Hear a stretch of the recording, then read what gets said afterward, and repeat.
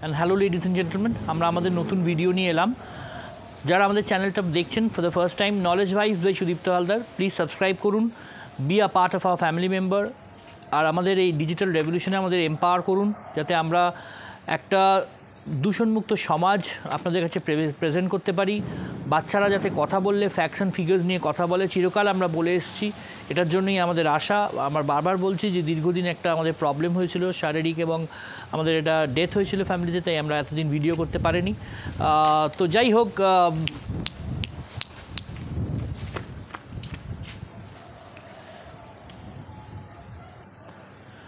তো আমরা যে পয়েন্টটা নিয়ে আজকে বলতে এসেছি, আমরা দীর্ঘদিন ধরে আমরা ভিডিওটা করতে পারিনি বলে আপনাদের বিশ্লেষণ করে বা অ্যানালিটিক্স করে বলতে পারিনি, অ্যানালিসিস করে, যে exactly number of seats Narendra Modi is gate.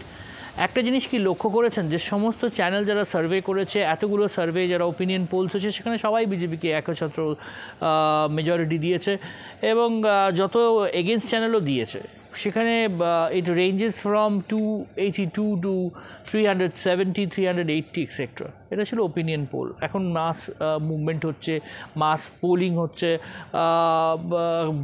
কি বলবো, campaigning is at its peak at this moment. And already আজকে ষষ্ঠ দফা হয়ে গেল, একটা দফা বাকি আমরা যখন ভিডিওটা করছি। আপনাদের কয়েকটা পয়েন্ট খুব চুলচেরা বিশ্লেষণ করে ছোট্ট গোদা ব্যাপারটা আপনাদের বুঝিয়ে দিই। মমতা ব্যানার্জিটা দেখবেন এই ঠিক তৃতীয় দফার পর থেকে বলতে শুরু করেছে যে মোদিজি আসছে না, মোদিজি আসছে, ওই 200 পাবে, কেউ বলছে 280 পাবে, কেউ বলছে 250 পাবে, নিজেরা কত পাবে বলছে না। তারপর হট করে মমতা ব্যানার্জি বলতে শুরু করে ইন্ডিজোট, যেটা নিজের পিন্ডি উনি নিজেই তার পিন্ডি চটকেছেন, যারা নিজেদের এগেন্স্টে নিজেরা দাঁড়াচ্ছে, সেই ইন্ডিজোট নাকি 315 পাবে। কী ইকুয়েশনে পাবে? টোটাল 543টা আসনের মধ্যে 250টা আসনে ডাইরেক্ট কংগ্রেসের সাথে বিজেপির লড়াই হচ্ছে। কংগ্রেসের যদি সেই ক্ষমতাই থাকতো, তাহলে 543টা আসনের মধ্যে 300টাও নয়, মাত্র 250টা আসনে লড়ছে। কম্প্রোমাইজড। অর্ধেক নেতা দল ছেড়ে বেরিয়ে চলে গেছে, ডুবন্ত জাহাজ। এবং এই তৃণমূল, সেটার কোথায় ব্যাপ্তি? শুধুই মাত্র ওয়েস্ট বেঙ্গলে। অখিলেশ যাদব কোথায় ব্যাপ্তি? শুধুই মাত্র উত্তরপ্রদেশে। ডিএমকে কোথায় ব্যাপ্তি? শুধুই মাত্র তামিলনাড়ুতে। এবং আসাদুদ্দিন ওয়েসির মধ্যে পার্টি যাদের 2, 4, 5টা লোকসভায় ভোট দেয়, কিন্তু হায়দ্রাবাদটা তাদের গড়, তারাই ওখানে টলমলো হয়ে গেছে। বিজেপির পলিটিক্সটা বুঝুন। প্রত্যেকটা স্টেটে তারা সংগঠনটা বাড়িয়েছে, ভোট বাড়িয়েছে, পার্সেন্টেজ অফ ভোটস বাড়ায়, তবে তারা সেটাকে কিল করতে যায়। এখানে বুথ মণ্ডল সভাপতি করা হয়েছে। আজকে আপনাদের বলে দিলাম, Tamil Nadu is going to surprise everybody. Annamalai ওখানে র্যাডিক্যালি চেঞ্জ করে দিয়েছে ডিএমকের এই মানে দেশবিরোধী politics. Kerala is going to surprise you, 3 to 6 seats, যেখানে 3টে তো পাবেই বিজেপি, কোয়েম্বাটোর থেকে শুরু করে, যেখানে রাজীব দাঁড়িয়েছেন কেন্দ্রীয় মন্ত্রী। It will surprise you and the percentage of votes will increase. তাহলে এটা বুঝতে পারছেন না যে রাহুল গান্ধী ওয়ায়নাড থেকে দাঁড়ানোর পরও কাঁপছে, সে এসে আবার রায়বেরেলিতে দাঁড়াচ্ছে। এবং এটাও বলে দিচ্ছি, রায়বেরেলিতে উনি বসে বসে হারবেন। ওয়ায়নাডের ওপর ভরসা করে উনি রাখতে পারছেন না বলে আবার রায়বেরেলিতে এসছেন, মুখে এত বড় বড় মুক্তি। হয়তো গান্ধী শূন্য লোকসভা দেখতে যাচ্ছেন। It is going to be a গেরুয়া tsunami this time. Silent voting হচ্ছে, সাইলেন্ট ভোটিং, যেটা 2011-এ দেখেছি। বেঙ্গলে হচ্ছে। নরেন্দ্র মোদী বলেছেন সুইপ করবে, আবারও আমরা বলছি 25 থেকে 30টা সিট হেসে খেলে আসার কথা, যদি ঠিকঠাক কাউন্টিং অবধি এরা দাঁতে দাঁত চেপে বসে থাকে, এবং হিন্দুরা যদি ঠিকঠাক মন দিয়ে ভোট দেয়, যারা চিহ্নিত করতে পারে যে আজকে সাধু সন্তদের মধ্যে পর্যন্ত রামকৃষ্ণ মিশন, ইস্কন, ভারত সেবাশ্রমের মতো লোকজনকে অপমান করা হচ্ছে, আমাদের হিন্দু হওয়ার যে অস্তিত্বটা তারা বিলুপ্ত করে দিচ্ছে। এক্সিস্টেন্সিয়াল থ্রেট এই ভদ্রমহিলা। আজকে ভোটে গড়বেতায় পুরো রোহিঙ্গা মুসলিমরা একদম ধরে বেঁধে, প্রণত টুডুর মতো একটা বিখ্যাত ফেমাস ডক্টর, যিনি 30 বছরের চাকরি ছেড়ে আরও 15-30 বছর থাকলে 15-20 কোটি টাকা কামাতে বছর, তিনি এসে প্রায় মরতে বসেছিলেন। তাকে যেভাবে তাড়া করা হয়েছে, সেভাবে পুড়িয়ে দেওয়া হয়েছে, যেভাবে মেরে ফেলার হুমকি দেওয়া হয়েছে। একটা পাকিস্তান তৈরি করে রেখেছে এইরকম গড়বেতা কেশপুরের একটা এলাকায়। নির্লজ্জ বেহায়া হয়ে গেছে এই সমস্ত প্রশাসন। এবং পুলিশকে দেখলে মনে হয় দলদাসেরও তার আগে ক্লিব ও পুলিশ। হিজড়ে বলতে মুখে বাঁধে, কি বলবো, একটা অসুস্থ থাকে, কিন্তু কি বলবো, ওদের সম্প্রদায়কে ছোট করা যায় না, ওদের সাহস এদের থেকে বেশি, ওদের আত্মসম্মান এদের থেকে বেশি, পুলিশের থেকে বেশি। এতটাই মেরুদণ্ডহীন দলদাসে পরিণত হয়ে গেছে যে এক এক রকম জায়গায় বিরোধীদের জন্য অন্যরা পুলিশ, সেখানে তাদের বিভিন্ন জায়গায় বাধা দিচ্ছে সঠিক কাজ করতে, এবং শাসকের জন্য যার পর নাস্তিক নিচে নামার জন্য নিচে নামছে। তা এরা বলছে এরা নাকি পাবে, কোত্থেকে পাবে? একজন মমতা ব্যানার্জি লড়ছেন 45টা সিটে, 42টা এখানে, আর কোনো জায়গায় কুড়িয়ে বাড়িয়ে অখিলেশকে ওখানে 3টে সিট দিয়েছে, ওখানে তো জিতবে না। তাহলে 42টা জিতলেও নিশ্চয়ই প্রধানমন্ত্রী হতে পারে না। গরুর গাড়ি হেডলাইট বা স্যান্ডো গেঞ্জির বুক পকেট হবে যখন, তখনই উনি প্রধানমন্ত্রী হবেন। হুট করে উনি 315 ইকুয়েশন পেয়ে গেলেন। যে রাহুল গান্ধী এতটাই কাঁপছে যে ওয়ায়নাড ছাড়াও আবার এসে রায়বরেলিতে দাঁড়াতে হচ্ছে, যে রাহুল গান্ধী আপের সমস্ত লোকজনকে যাকে বিয়ে করতে হচ্ছে। আপনারা ভেবেছেন কি যে কেজরিওয়ালকে ছেড়ে হয়েছিল? আমরাও বলেছিলাম সুপ্রিম কোর্টের একটা বিরাট বড় জিনিসপত্র। আজ বলছি আপনাদের, কারণ কথাটা মেপেই বলতে হয়, যে it was a well shot after game. কারণ কেজরিওয়ালের ওয়াইফ সুনিতা কেজরিওয়াল কেঁদে কেটে ওনাকে শহীদ তৈরি করছিলেন, প্রায় ভগৎ সিংই তৈরি করে ফেলছিলেন। সেই জন্য ভেতর থেকে বাইরে ছাড়া হয়েছে, 1 তারিখের পর আবার ঢুকবে, যে যা এবার খেলে দেখা। বাইরে বেরোলো, স্বাতি মাহিওয়ালের কেসটা এলো, যে কেসটা নিয়েই এরা ভুক্তভোগী। আপনার পার্টি প্রায় শেষ, যা অবস্থা। বলে গেলাম আজকে আপনাদের এই ভিডিওটা দেখবেন, ভবিষ্যতে শেয়ার করুন, ভাইরাল করুন। আবারও বলে যাচ্ছি, তামিলনাড়ু একটা স্টেট, এবং সবথেকে বড় চমক দিতে যাচ্ছে পাঞ্জাব। তামিলনাড়ুর পরই পাঞ্জাবে একটা সাইলেন্ট চেঞ্জ আসতে যাচ্ছে, আপনারা মেপে নেবেন। আমরা বহু জায়গা থেকে, আমরা ওই টিকটক করা বা ওই টুইটার করা বা এই সোশ্যাল মিডিয়া থেকে খবর নিয়ে নিই। আমরা অনেক বিদগ্ধ লোকেরা যারা এখান থেকে, যারা মাঠে ময়দানে থাকে, গ্রামে গঞ্জে ঘুরে বেড়ায়, তাদের থেকে খবর গেছি। সে জায়গায় কিছু জায়গায় আমাদের লোককে পাঠিয়েছি, তারপরে সেইখানে থেকে খবর এসছে। বিভিন্ন আমাদের আত্মীয় স্বজন রয়েছে বা আমাদের কিছু লোকজন রয়েছে, তারা খবর দিয়েছে, সারা ভারতবর্ষ থেকে খবর দিচ্ছে। সেই জায়গা থেকে আমাদের অনেক শুভানুধ্যায়ী আছে, খবর দিচ্ছে, সেই জন্যই আমরা আপনাকে বলতে পারছি। It's going to be a গেরি সুনামি দিস টাইম। অ্যান্ড এই যে লাস্ট ফেজটা, অলরেডি 350 প্লাস হয়ে গেছে, 115টা আসনে এখনও ভোট বাকি। যদি ঠিকঠাক এরা ম্যানেজমেন্ট করতে পারে, ইলেকশন ম্যানেজমেন্ট করতে পারে, যদি ঠিকঠাক ভোটার টার্ন আউট করতে পারে, যদি ঠিকঠাক এদেরকে বুথ অবধি নিয়ে যেতে পারে, যদি ম্যানেজ করতে পারে, যদি ছাপ্পাটা বেঙ্গলে আটকাতে পারে, বিভিন্ন জায়গায় আটকেছে, সেই জায়গায় যদি আটকাতে পারে, তাহলে 405। এমনিতে বললাম, গত 2014-তে 282, 2019-এ 303, এনডিএ নিয়ে 350-এর ওপর। এখন যা সবাই একসাথে এসছে, অলরেডি ওরা 400 সংখ্যায় রয়েছে। তো ওরা এক্সপ্যানশন করবে না, অ্যাকোমোডেশন দেখবে না। আজকে নরেন্দ্র মোদীর 175টা স্কিমের মধ্যে প্রচুর লোক এনকাম্পাসড হয়েছে। এই 175টা স্কিম প্রত্যেকটা বর্গ অফ দ্য সোসাইটিকে টাচ করে গেছে, ইনক্লুডিং মুসলিমদের। মুসলিমরা আস্তে আস্তে বুঝতে পারছে যে তারা সিএটা লাগু হয়ে গেছে, কোনো এনআরসি তো রিটেনশন ক্যাম্প তো হলো না, মমতা ব্যানার্জির মিথ্যেটা বেরিয়ে গেল। তো সিএ একটা দেশে প্রণীত আইন, সেটা উনি একজন প্রশাসনিক প্রধান হয়ে বলছেন সিএ মানব না, থানা পুড়িয়েছেন, কিছু করেননি। এই ওনার দুধেল গাইরা যখন এই কাজগুলো করে, উনি তো আবারও বলছি মুসলমানদের ভোটার হিসেবে দেখেন, উনি মানুষ হিসেবে দেখেন না। যদি এতই দরদে কাটতো, তাহলে 12টা ডাউন ট্রডেন মুসলিম যখন ববি হাকিমের এলাকায় মেজিয়াবুরুজে ওই বাড়িটি ভেঙে, ইললিগাল বাড়িটা ভেঙে যাওয়ার পর যখন মারা গেল, উনি ওই কুমির আশ্রু কাঁদতেন না। যেখানে শামস ইকবাল, আমিরুদ্দিন ববি, এরা কোটি কোটি টাকার গাড়ি চড়ে, প্রত্যেকটা কাউন্সিলরদের এই পয়সা, শামস ইকবাল, আমিরুদ্দিন ববি, আরও আছে, এরা জাভেদ খান, এদের পয়সা ইয়াত্তা নেই। জানলা লাগালে পয়সা, জানলা খুললে পয়সা, কার্নিশ বাড়ালে পয়সা, প্রত্যেকটা স্কোয়ার ফুটের পয়সা। শান্তনু সেনকে যেটা স্কোয়ার ফুট সেন বলা হয়, প্রত্যেকটা ববি হাকিম, স্যান্ডো গেঞ্জি থেকে বলা যে এইসব ছোটোখাটো টাকায় তারা হাত দেয় না। তাহলে বুঝতে পারছেন, একটা মিনি পাকিস্তান করে রেখেছে এক একটা জায়গাকে, গড়বেতা থেকে শুরু করে সমস্ত জায়গায়, এবং সমস্ত জায়গায় চুরির টাকা উঠছে। কর্পোরেশন থেকে শুরু করে ঘুঘুর বাসা করে রেখে দিয়েছে। আজকে মমতা ব্যানার্জি ক্যাবিনেটটার কাজ হচ্ছে 15 মিনিটের মধ্যে অলরেডি 15 বছরে 6 লক্ষ শুধু স্থায়ী পোস্ট অবলুপ্ত করেছে। কন্ট্রাকচুয়াল চাকরি দিচ্ছে, যেখানে লোকেদের উনি হিসেব করে নিয়েছেন যে 25,000, 26,000, 40,000 যদি মাইনে দিতে হয় কেন দেবো, তার থেকে ওটাকেই 3 ভাগে ভাগ করে দেবো। কন্ট্রাকচুয়াল দেব, কন্ট্রাকচুয়াল পুলিশ, গ্রিন পুলিশ, একটার জায়গায় 3টে, তার জায়গায় 500 টাকা দেবো 10টা পরিবারকে। যদি একটা চাকরি দিতাম একটা পরিবারে 3 জন থাকতো, ভোটার 3 জন হতো, উনি ভোট দেখেন তো।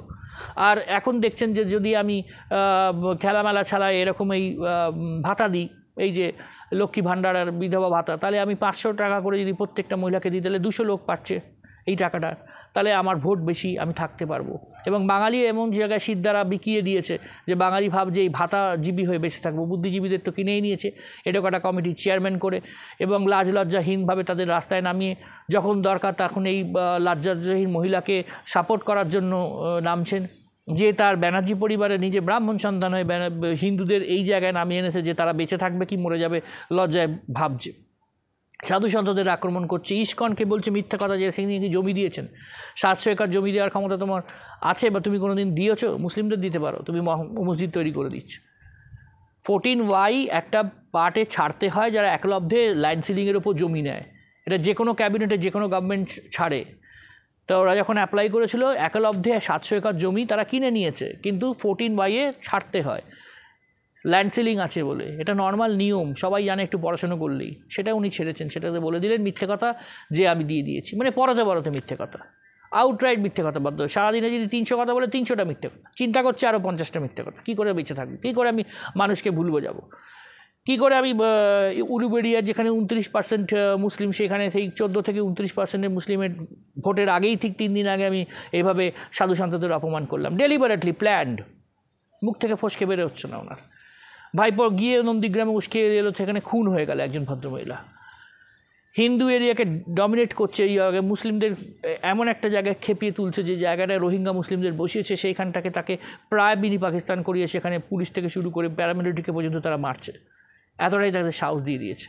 এদের পাল্টা মার বা পাল্টা এরকম জায়গায় না হলে, শেখ শাহজাহানের মতো অবস্থা না হলে এরা বেড়াল হবে না আবার।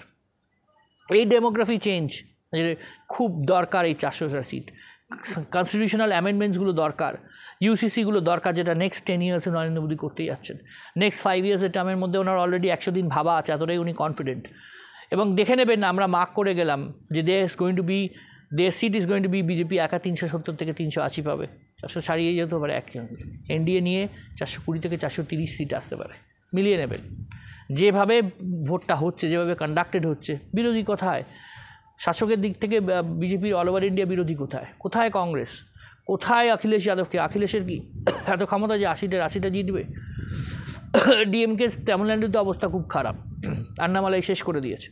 ভাবুন, মাধবীলতা আসাদুদ্দিন ওবিসিকে যে সব জায়গায় প্লেনে করে চড়ে গিয়ে সব জায়গায় ভোট লড়তো, তাকে বাইকে তাদের কনস্টিটিউয়েন্সিতে লিমিট করে দিয়েছে। কতটা বুদ্ধি ধরে বিজেপির পলিটিক্সের যারা থিঙ্কার্স।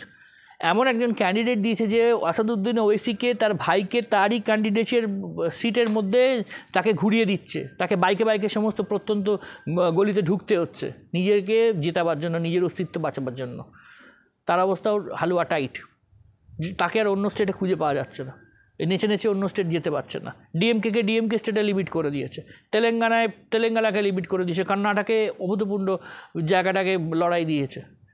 এইভাবে যখন সংগঠন তারা বাড়িয়েছে, আর এমনিতে তো নরেন্দ্র মোদী গ্রহণযোগ্যতা, তার নিজস্ব পকেটে একটা 15% ভোট থাকে, যেহেতু তার গ্রহণযোগ্যতাটা অনেক বেশি, তাকে যা বিজেপি এমনি ভোট পাবে তার 15% ভোট তার প্যাকেটে, এবং আরও বেশি। এটা ইনক্রিজিং। যারা কনফিউজ ভোটার্স, যারা ফার্স্ট টাইম ভোটার্স, তাদের অলরেডি ইনি মান কি বাত থেকে শুরু করে সমস্ত পড়াই পে চর্চা, এক্সাম পে চর্চা থেকে শুরু করে এই বাচ্চাগুলোকে সাথে এনেছে।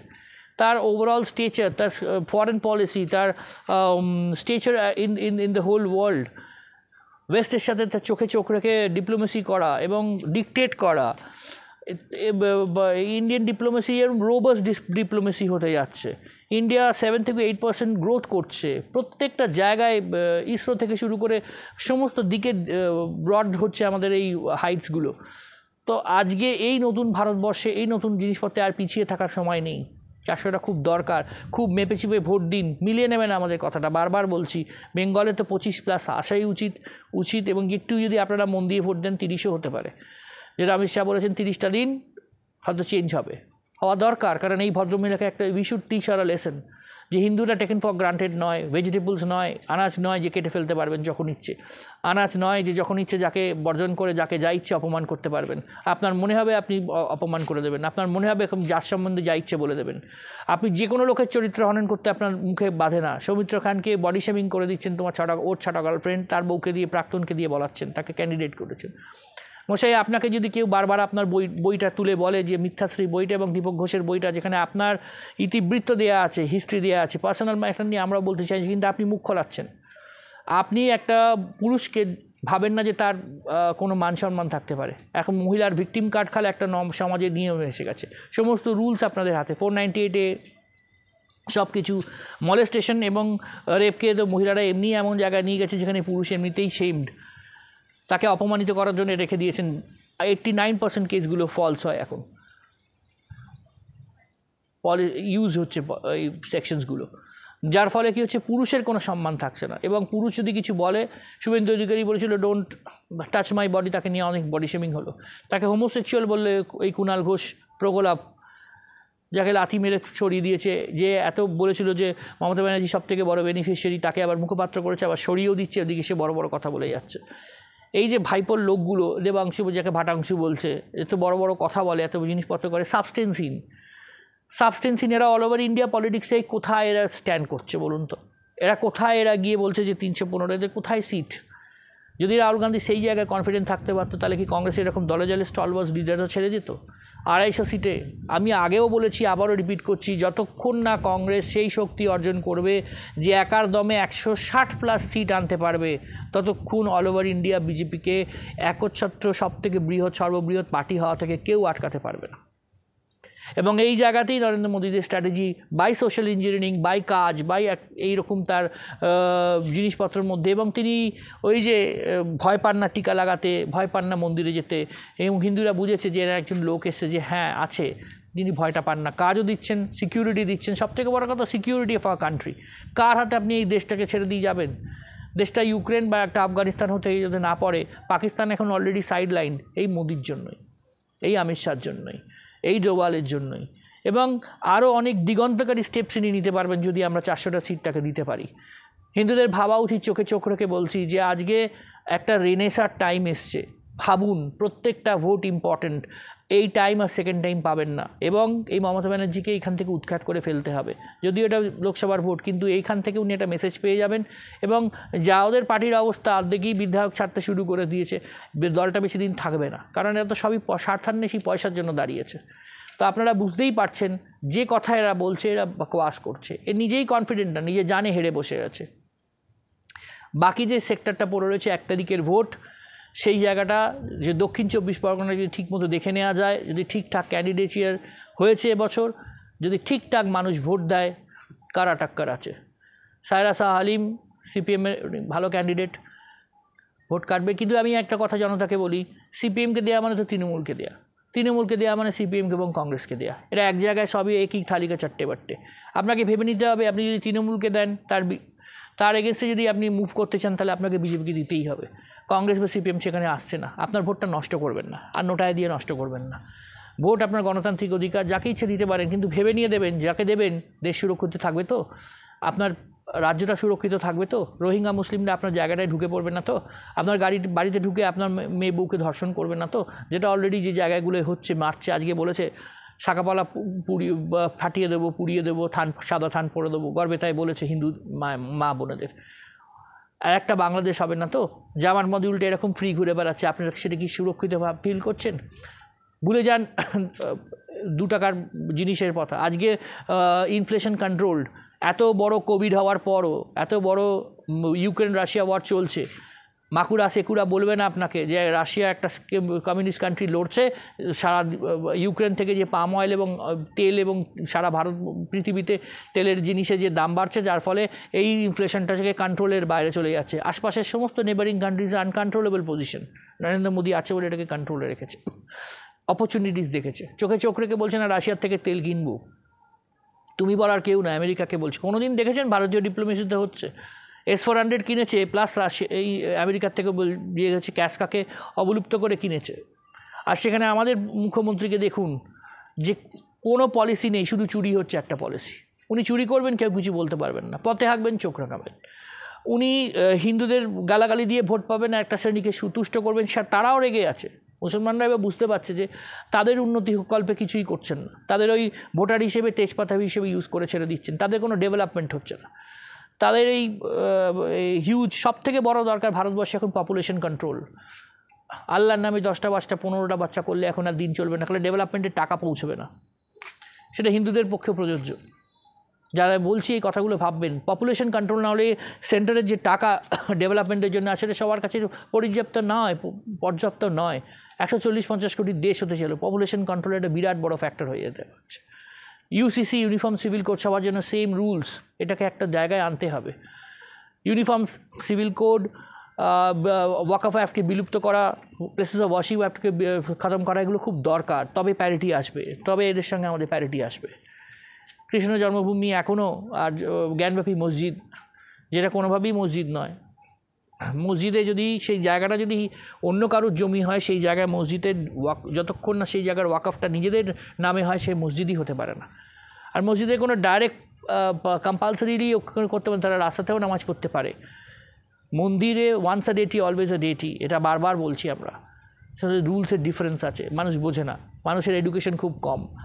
আজকে আমাদের হিন্দুদের এই যারা ভোট দিচ্ছে তারা ভাবছে, ও বাবা আমি তো 500 টাকা পাচ্ছি, তাহলে মমতা ব্যানার্জিকে ভোট দেবো। তো মহিলাদের এবং আমি বাড়ির বউদের বলছি, এইটা ভাববেন না। যে লক্ষ্মী ভাণ্ডার দিচ্ছে, ভবিষ্যতে যদি বিজেপি আসে সেটা বন্ধ করতে পারে না, হয়তো অন্নপূর্ণা ভাণ্ডার দিয়ে বাড়াতে পারে, কমাতে পারে না। আপনি পাবেন, কিন্তু এই ডোল পলিটিক্স না পেয়ে আপনার যে এক্সিস্টেন্সিয়াল থ্রেট, আপনার যে অস্তিত্বের লড়াই, আপনি যে বেঁচে থাকবেন কি থাকবেন না, ধর্ষিত হবেন কি হবেন না, যেটা সন্দেশকালিত হয়েছে, রাত্রেবেলা পিঠে করতে ডাকবে কি ডাকবে না, সেটা ডিপেন্ড করছে আপনার এই ভোটের ওপর।